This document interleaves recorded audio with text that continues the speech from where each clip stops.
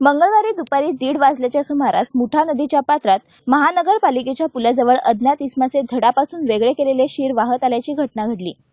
साधारण 1:30 वाजल्याच्या सुमारास राजेश काची हे महानगरपालिकेच्या पुलावरून जात असताना त्यांना नदीच्या पाण्यात हे शीर वाहताना दिसले। मृतदेहाचे शीर वाहत असल्याची ही बातमी तातडीने त्यांनी पोलिसांना कळवली। 2 वाजल्याच्या सुमारास पोलीस घटनास्थळी पोहोचले आणि कर्मचाऱ्यांच्या मदतीने पाण्यात वाहत असलेले शरीर नदीतून बाहेर काढण्यात आले। वाहत आलेले शीर हे साधारण 40 ते 50 वयोगटातील पुरुषाचे असून 4 ते 5 दिवसांपूर्वी हे शीर कापून पाण्यात फेकले असल्याचा अंदाज पोलिसांनी वर्तवला आहे। त्याचप्रमाणे या कापलेल्या शिरावर जखमा असल्याचे निदर्शनास आले आहे। या संदर्भात पोलिसांनी माहिती दिली। आज दुपारी 1:30 वाजताच्या सुमारास कंट्रोल येथून आम्हाला कॉल मिळाला होता। नदीपात्रामध्ये एक धडावेगळं शीर पाण्यामध्ये तरंगत आहे म्हणून। त्यावेळेस आम्ही घटनास्थळी आलेलो आहोत। गाडगीळ ब्रिज आणि शिवाजी ब्रिज या दरम्यान नदीच्या कडेला झोडपांमध्ये पाण्यामध्ये तरंगताना ते शीर मिळून आलेलं आहे। सदरचं शीर हे एक पुरुषाचं आहे।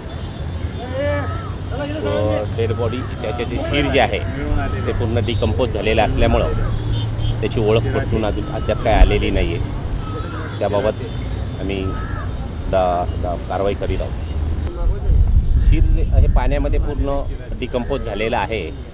तरी पण साधारण 24 तासापेक्षा जास्त कालापूर्वीचं हे घटना घडलेली आहे। त्याचप्रमाणे प्रत्यक्षदर्शी असणारे राजेश दामोदर काची यांनी माहिती दिली। मी गाया सोडून खाली नदीने फेरफटका मारत होतो, तेव्हा मला एक वाहताना एक असं काहीतरी हे दिसलं। ते बघितलं, मग पोलिसांना फोन केला।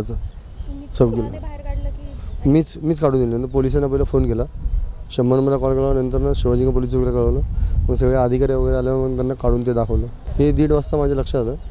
2 वाजेपर्यंत मी सगळं फोन वगैरे करून सगळ्या अधिकारी वगैरे होतं बोललो। ते ओंकारेश्वर ब्रिजच्या साईड नदी पात्रातनं वरनं वाहत आलं खाली।